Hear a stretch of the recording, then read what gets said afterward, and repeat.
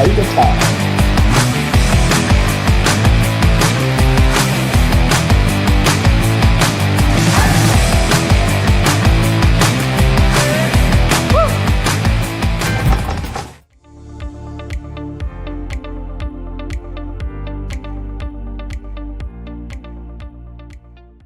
Hello and welcome to this week's episode of Chaile Time. Toby, good morning and how are you? Tepo, well, thank you. It's good to see you. It's good to see you too. How you doing? How you've been doing? What's been happening in your world? Meneer Kanama, it's that time of the year.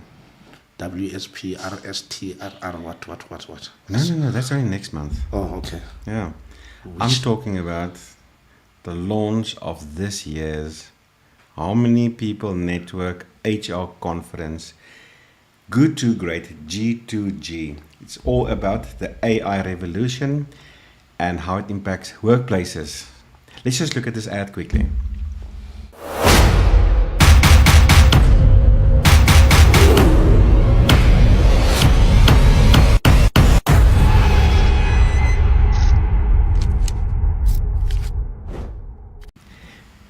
So I'm excited, very happy. I can't wait. I think it's going to be great.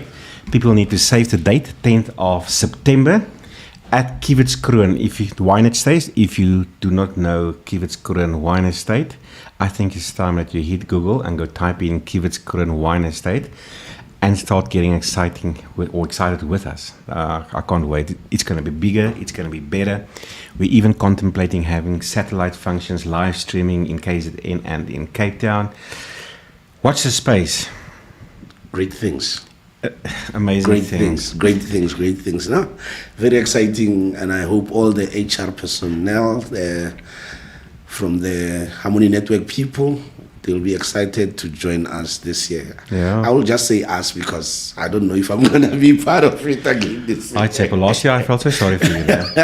I mean, you always come to the conference, but last year was just crazy. But you did come right at the end when we started handing out the wine. Yeah, I came at the right time. So you were there for the important part. Yeah, but I saw it. Very exciting. And it's in September. Normally you are around July or August, but this one it's in September. 2 years ago it was July, and then last year August, then September. I like the idea of spring, so we're also playing around with the weather and so, but I do think towards the end of August, early September, it's a sweet spot from the weather perspective. So yeah, that's great. 100%. So what's on the news? What's on the news? I saw something about. I'm worried about other people. When I saw this headline, I was like, hey. Maybe people must join Effectus Harmony, You're talking about the headline about the new labor inspectors, the 10,000 labor inspectors that the Department of Employment and Labor will be employing now in 2026. Exactly that. It brings a warm feeling to my heart. It just reinforces why we exist. Yeah. So I think there's a good future for us because it comes down to compliance. Exactly. So yeah, just some interesting stats there. So they're going to employ an extra 10,000 labor inspectors. They currently have just over 2,000 labor inspectors. So that's going to bring up the total to just over 12,000 labor inspectors. They are currently doing about 300,000 inspections at workplaces per year. That's going to put it up to 1.6 million. I know, that's good. Currently, they say they are able to recoup funds of the amount of about 70 million rand a year of exploited staff. So that's a benefit to the staff, money that goes back to the pocket of employees. But I think from this year, it's going to be exponentially higher. At the end of the day, it's a great win for employees. Yes. There's a lot of exploitation going on. A lot of companies are not complying with labor laws. But you know what now? I think it's like tax. You don't always have to pay tax, but you just need correct advice. What do you mean you don't have to always pay tax?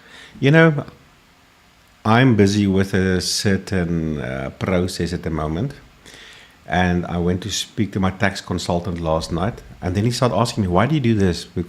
And not that. Because if you do that, you're not going to pay tax. And I'm like, Okay. So similarly, with us, when it comes to compliance, a lot of employers have a certain idea of how a certain thing must be.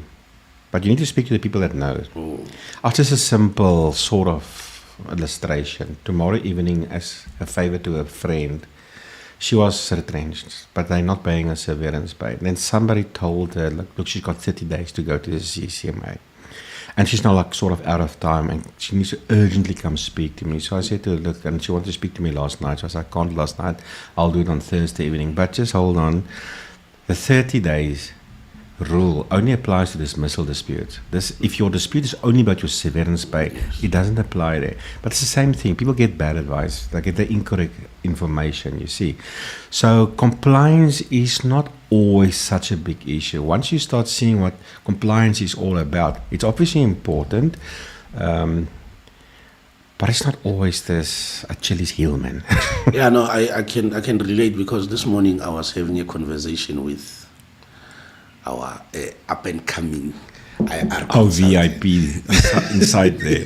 Inside there, and then so I was catching, because she went to Durban yesterday. Actually, the two guys at the CCMA and the MIBC, and she was flying high, yeah? So we were just having a catch-up, and then she was telling me, and then she pulled that card off. Yeah, there was an exemption. Then I'm like, oh, okay. So now when you talk about these kind of things, they're saying compliance is not a problem, but just do the right thing and get the correct advice. Because I think you were involved in terms of application for that, what you call it now? I just lost this word now. Exemption. But Tsepo, we're going to deviate badly. No. I don't know. I actually want to make a podcast on that. No, it's fine. I just wanted to highlight you to say it relates. So I'm tempted. I'm holding myself back because I feel like just letting go at employees for doing what they do when it comes to those kind of disputes. But I'm going to hold back. In the next 2-3 weeks, let's do a podcast. And remind me, we need to do a podcast on that. Yeah. Because yesterday was unnecessary, to be honest with you. For the employees. Yes. Anyway, but listen, you had a case yesterday at Secunda CC, at Witbank MIBC. Yeah, MIBC. Talk to me. What happened? I just experienced, I don't like calling people names, but not so experienced union rep yesterday, because how they approached the case, I was like, I don't know if they didn't expect for someone like me to be there. I don't know what they were expecting, but... And okay, let's start with the employee. The employee was completely lost. Like you could see that it's someone like who's riding on a wrong train. Yeah. Yeah, the train is supposed to go to Joburg, but he was going to Soshanguve, and then he's just like, because I think he went and asked for advice, and then they just said, we will run with this case. Yes. Yeah, without doing proper checks. So it was a straightforward case of someone who tested positive for alcohol when they reported for duty. But now they went, and when they go to the CCMA, we narrowed down the issues. They don't dispute the fact that the guy tested positive for alcohol. Okay. Then I'm like, but why are we here? No, the security guard was supposed to fill in this document proper. There's no OB number here, and there's no signature here. Then I'm like, Commissioner. Oh, and the guy was not on duty. He was just in the gantry there at the vicinity of the employer. Then I'm like, Commissioner, even myself, I don't work there. But whenever I do a visit, whenever I visit to meet the HR manager or to go and prepare something or go and deliver contracts, whatever that I'm going to do there, I also get tested by the gate. Because it's a national key point whereby there can't be any form of risk to be welcome to that place. Yes. So I don't really understand. But this guy was, and then also he spoke about procedural fairness. Then the commissioner asked, was there a hearing? This guy was given an opportunity to speak? And so now we're going to take the procedural thing out of the way. We're just going to focus on substance. But he was so confused. Everyone was confused. But there was a third guy who was observing. His face looks familiar. I think I know him from somewhere. But you could see he's bending, because now he's just there as an observer. You could see he's bending to talk to me. Because even after the meeting, he said, can't they just look for something for him in KZN, just to place him there? Because here, and I'm like, you know what, I'll just talk to the HR people. But yeah. So in my view, I'm like, are there people from unions who are inexperienced? Or it's a matter of they just hijacked that case and then try to run away with it? I think from To answer that question, it really comes down to lawyers and employers' organization representatives, trade union representatives. I think we are all in the same boat from that perspective, in that when you have a client or a member, you have to service them.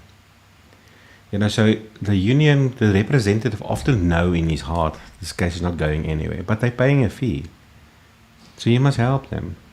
Give them the best shot. So now you must understand, when it comes to litigation, when it comes to, let's say, arbitration now, the starting off point is for both parties to develop a argument, a point of view. And that is your level of attack in this whole process. Now, you may have holes in your argument because it may not necessarily be a sound argument, but you must have a view. And you need to support that. And at the end of the day, your member or your client is paying you. You see, so at the end of the day, people just want to have their day in the court. And I don't want to stress this long. I want us to get to today's topic as fast as possible. But today's important. But there's something that you normally do. You are honest. I am? Honest to your clients, and then whenever there's a loophole on the case and everything, you are honest. You are saying we can go and try, but here are the disadvantages of this, and then here are the loopholes, and then this was not followed, and this was, you remember, Mozan, the independent contractor issue and those kind of things. You are just honest with your clients. You don't promise them heaven and earth, knowing that. No, we don't. But at the end of the day, it doesn't mean I'm going to go to CCMA and just say, I'm Mr. Commissioner, we're wrong here. We have fault. Obviously, you have still your argument and your view, and sometimes you don't say certain things. You're playing it safe. Okay. Yeah. So, moving to today's topic before today is an extremely important podcast. If from a, let's say, an arbitration dispute perspective, but even Labour Court litigation and so, the title is the pre-op minute. Your strategic friend or your biggest mistake? The pre-op minute, your strategic friend or your biggest mistake? So for those who may not necessarily know what I'm talking about, what is pre-op? I've never heard of pre-op, okay? So when an employee files a dispute with the CCMA, let's say it's a dismissal dispute, CCMA, they are governed by rules. So you get the LRA, which is the law, you get the Code of Good Practice, which is sort of a guideline, apparently, and then you get the actual CCMA rules. Now, the processes at the CCMA is governed and regulated by their own rules. So here we talk about CCMA Rule 20 that actually provides that for arbitration, parties in advance, with other words, before arbitration, needs to sit together and decide on what are the issues that we all agree on, what are the issues in dispute, what are the issues we don't agree on. So there's a bit of a list of issues that you need to consult with each other on in terms of the pre-op conference, as it's called. Let me just see quickly here. Let me just give you an idea of the issues that are typically consulted on, where the parties engage each other on during a pre-op. So you typically you need to consult on the nature of the dispute, so there's clarification, okay? The means by which the dispute may be settled, how can we settle this dispute? What are the facts that are agreed between the parties? What do we agree on, okay? And then we have the facts that are in dispute, okay? We also have the issues for determination by the CCMA. Okay, so what are the issues they need to decide on? What are the precise relief claimed and calculation of compensation required by the applicant? Sharing and exchange of relevant documents and preparation of bundles. The manner in which evidence will be dealt with.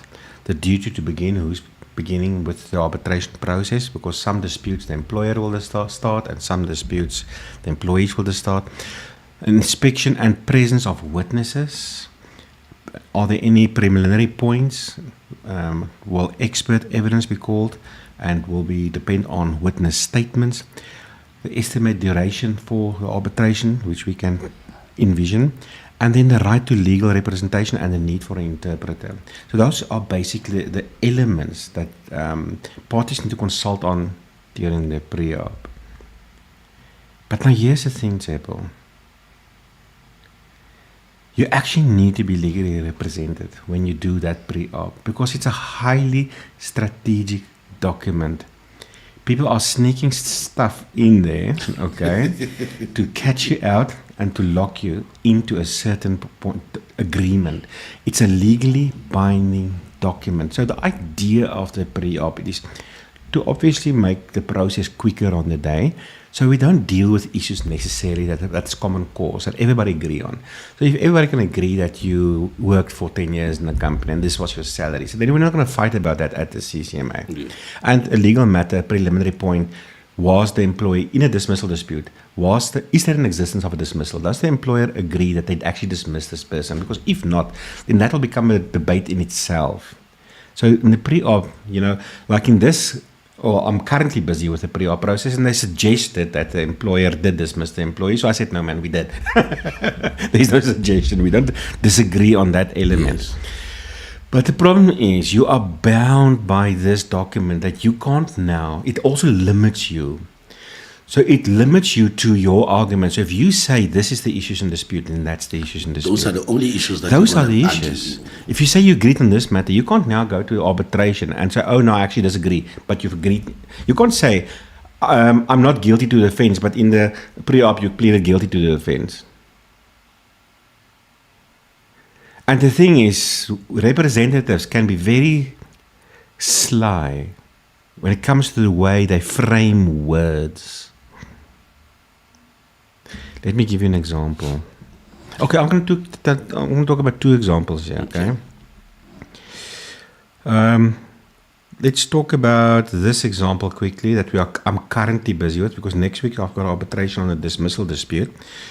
So this employee, her lawyer,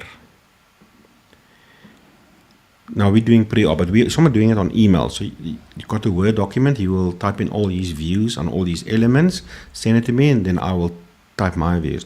So under the heading here, facts that are agreed between the parties, he's saying the following, among other things. The respondent, that's the employer, dismissed the applicant, the employee, on the ground of misconduct. No problem, okay? Specifically alleging that she engaged in competing with the employer company and conflict of interest in that. On or about 6 March 2025, the applicant posted an advertisement on her Facebook page which was titled Psychometric Assessment for Recruitment and Career Exploration. It sounds so right, but then I'm like, hold on, I wasn't born yesterday. Okay. So I copied and said, no, this is nonsense. So I went to copy and paste the actual charge from the notice to attend the hearing, which says, competing with a company and conflict of interest. On the 6th of March 2025, we became aware, not you posted something, we became aware that you advertised and shared your personal services for psychometric assessment for recruitment and career exploration on Facebook during business hours. You have a strong professional relationship with the client network. I'm not going to say the name, okay?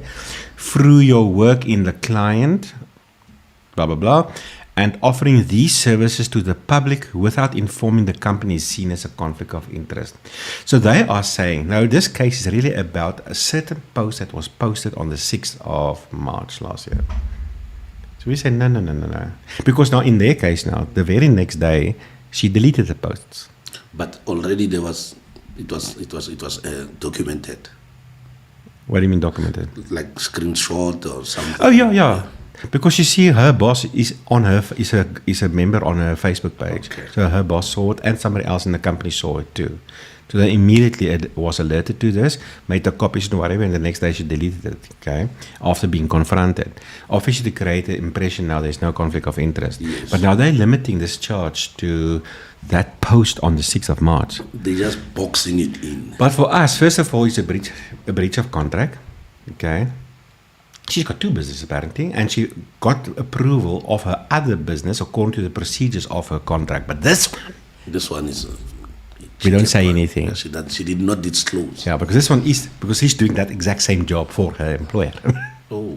But now the problem is she was charged for on that day. They only became aware that since 2021 she's been posting these advertisements. Thank God I'm a DJ. For 4 years. Thank God I'm a DJ. And the second element of this is in business hours, because you got the timestamps. It's all while she's working. She's promoting her own business, which is direct competition with her employer. You see how they can try to manipulate? Because now if I said yes, it sounds right. Oh man, then I can't argue the breach of contract issues. I can't argue the during working hours issues. I can't argue the specifics. I have to focus on one advertisement only that doesn't exist anymore. Second example. I think it was like 2 years ago. Yeah. I did a case, a CCMA case, for the whole year at Secunda. No, that was another case. It was a whole year. This one wasn't the whole year. We had our time at the CCMA. This employee was also dismissed. So he got a lawyer. You attended to conciliation, and I eventually attended to arbitration. So this lawyer also wanted, we need to do a pre-arb. So he also, like this case now, sent his pre-arb through on Word. But in my view, it wasn't really a competent document in terms of, look, it is competent in that it qualifies in terms of the CCMA rules. Yes. But it wasn't competent in terms of my expectation of the templates of these documents when it comes to dealing with a lawyer. I expected more. Like in this one I just read now, all the elements are there. Like in the one I did, the Secunda, it wasn't all there. So the issues, the fact that we are in agreement was there, and the issue of settlement and the issue of witnesses and who's going to represent, those were the issues, and they were all like on one page. But in that case, now the employee was charged for and dismissed for 6 charges relating to gross negligence and gross dishonesty. So the employee then said, or the legal representative said that under facts in agreement, that the employee pleads not guilty to the charges, and therefore he wants whatever compensation, blah, blah, blah. So I saw it in a Word document, and this is the thing. My view is that employee is guilty on the charges. So I was a bit mischievous, probably, because there where it says I was taking a chance, I shouldn't have. I will never do it again. I will never in my life do this again, but it worked out perfectly. So there where it says the employee plead not guilty to all the charges, I took out the not. The employee plead guilty to all the charges and is only disputing the fairness of the dismissal. And I was just saying it and I then signed the bloody document, the Word document, and sent it back to the guy. And I'm like, if he can now, he's got to open check now, open book check there. He cannot change anything. My signature's on it. But he didn't. He didn't even read. He just signed and sent it back to me in PDF format. I'm like, this is gonna be good.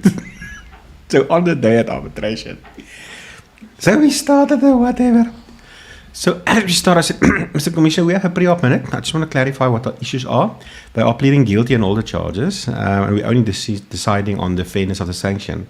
And I could see that lawyer is looking down and melting and for like 2 minutes he was just looking.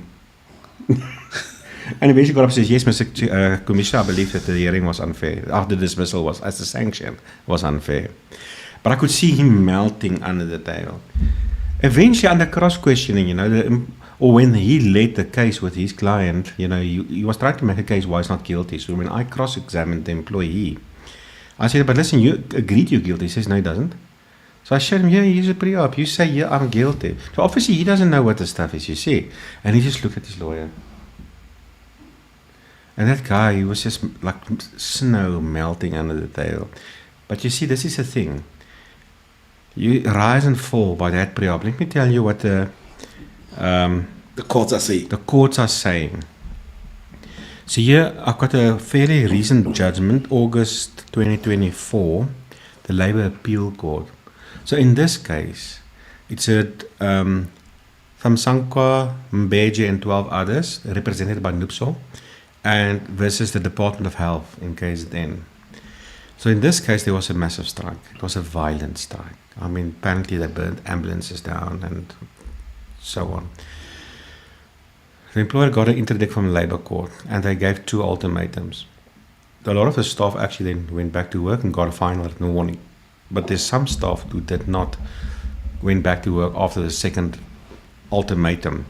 So they were also then sent disciplinary hearing notices to attend the hearing, and they were ultimately dismissed. So let's go down here. So they lost at the CCMA, they lost at the Labour Court, and eventually it went to the Labour Appeal Court.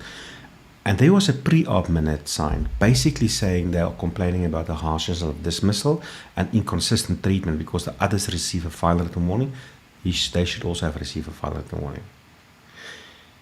But now, in litigation, in arbitration and before the Labour Court and the Labour Appeal Court, they are adamant that they didn't see the second ultimatum, nor are they aware of a notice to attend the hearing.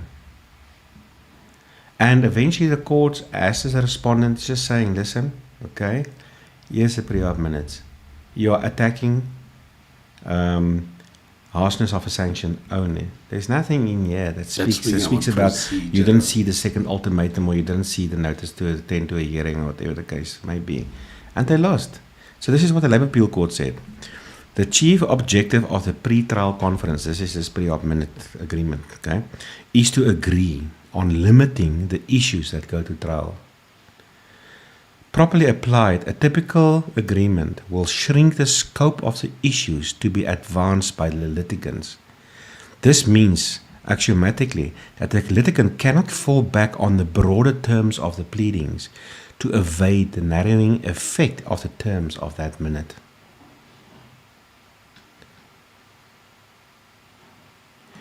Necessarily, therefore, the strategic choices made in a pre-trial conference need to be carefully thought through, seriously made, and scrupulously adhered to.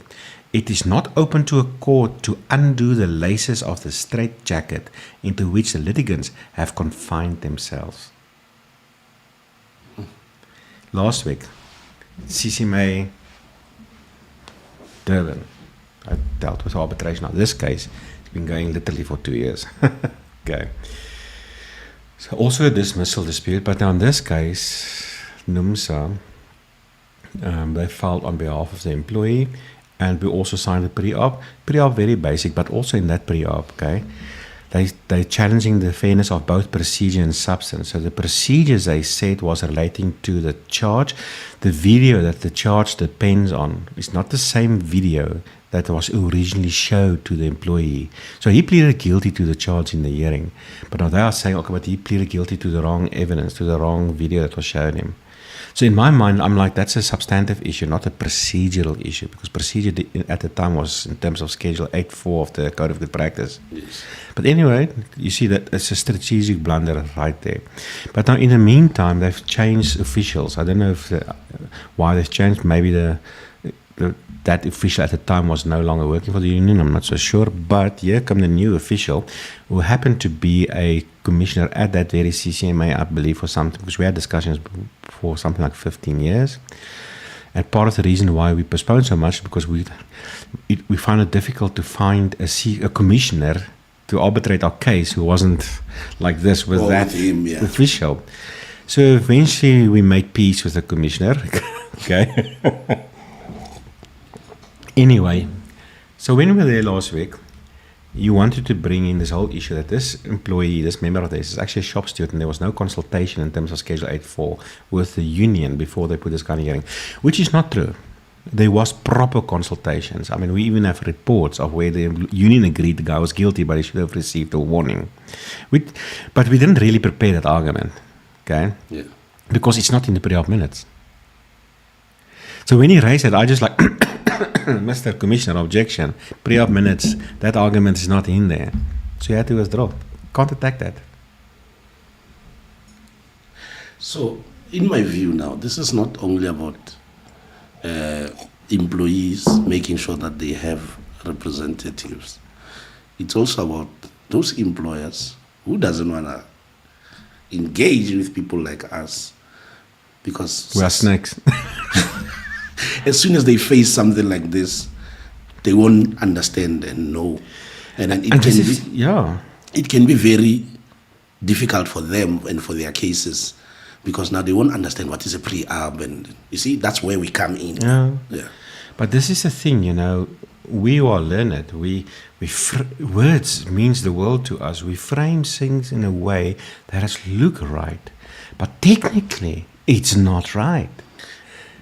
My mentor, around 2015, when I started doing this, you know, from the very lowest level, when he was starting to hoy me in this, go to the CCMA without knowing what is that I'm going to do there. He once taught me that you must pay attention into details. Yes, you have. There was this one case. I wonder who that guy was. Anyway. There was this one case he did. I was shocked. He even checked the weather for the day because the person was claiming that she was fetching her jacket from the bag because there was stolen alcohol or something. And then he went on check the weather. Then I'm like, this guy, how does he think about this kind of things? And then he went to check the weather. His name and nonsense. You can't have a jacket on this day because it was 30%. Yeah. It was hot, extremely hot on the Because day. in the argument, if I remember correctly, she said it was cold, so she went to fetch a jacket. But on the day, it was like in the middle of the summer, it was like 40 degrees or something. Cold. So I think the moral of the story is that paying attention into details also is very important because once you miss one detail, like the charge, you see now, you paid attention into details with the charge because now it was now moved around, but you copied the original charge and pasted there to show that. But there was other things in there too. I'm like, come, let's focus. I always say the point, not you're not gonna the catch sun me is out. not blue, the sky is not red. But you know, Chaile, this podcast can actually make people feel in limbo a bit because what do I do now? Because now you're an employee, you don't have a representative. There's this pre-op, or they want to have a pre-op, or you're an HR somewhere or an employer somewhere, but you're not legally trained. So what the heck now? So if there's one tip they can maybe take from this, and I've seen this, and I've seen how this saves people at arbitration. Is somewhere in there, just make sure there's a sentence there that says, and any other matter that may be relevant or argued at the time. It sort of opens this whole... So that box, it cuts it open so that... Because now remember, there's two purposes of the pre-op. The one is to narrow down the issues. So we don't sit and argue about nonsense, you see. But secondly, it's also a strategic document. So that sentence where you say, and any other relevant matter that we may argue at or may find relevant at the time of the arbitration, it sort of eliminates that strategic element where another party will try to lock you into their version. Because then you can, and I've seen this where people start arguing about the meaning of that word in any other relevant matter, and then it's like the commission will say, look, it sort of opens the floor, doesn't it? No, but it is a great one. It's a great one. But anyway, that's it. Okay, job reviews. I even saw this morning jobs are flooding. Jobs are flying every day. Yeah. So in the Harmony People Network, there are jobs must everywhere. Check job reviews and then apply for the jobs. Okay, thank you very much, Toby. That Awesomeness. was a very nice one. Thank you very much for watching. See you. Bye-bye. Good morning, Harmony people. Let's have a look at some of the vacancies posted nationwide on our Harmony People's Network this week. First up, the Public Service Sector Education and Training Authority needs to employ a suitably qualified manager, skills planning and research on a fixed-term contract. A well-established manufacturing company based in KZN is seeking an experienced mid-senior level IT professional. Tats Mining has an opening for a senior HR manager, and Harmony People Network is looking for a highly organized, people-centric community manager who thrives on structure, engagement and delivery.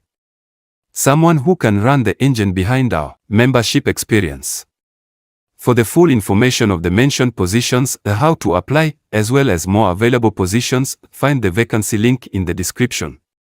You will also find a link to a useful video on how to compose a winning CV and have a successful interview. Tune in again next week for more Harmony vacancies.